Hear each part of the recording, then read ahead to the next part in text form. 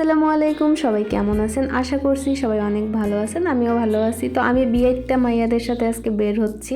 এই তো আপুর সাথে আমি মজা করতেছি। কিছুদিন আগে কিন্তু আপুর বিয়ে হয়েছে, কিন্তু আমাদের দাওয়াত দেয় না। আজকে আমরা সবাই মিলে চা গুঞ্জনে যাচ্ছি চা খেতে। তো আমরা এখানে বসে বসে সবাই মিলে আড্ডা দিতেছিলাম। তো একটু পরেই হবে একটা মজার কাহিনী, মানে আমরা সবাই মিলে ভাবতেছিলাম যে কি খাবো।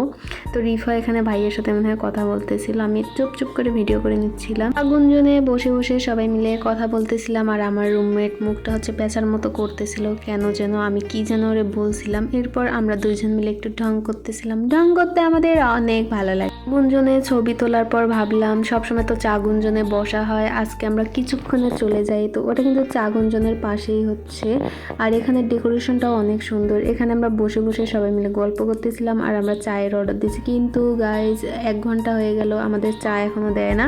বারবার আমার রুমমেট যাচ্ছিল আর আসতেছিল। এরপরে আমরা আবারও ভিডিও করতেছিলাম, আর আমার রুমমেট দেখেন স্ন্যাপ দেওয়া হচ্ছে, ভিডিও করতেছিল। এরপর আমিও একটু ভিডিও করে নিলাম।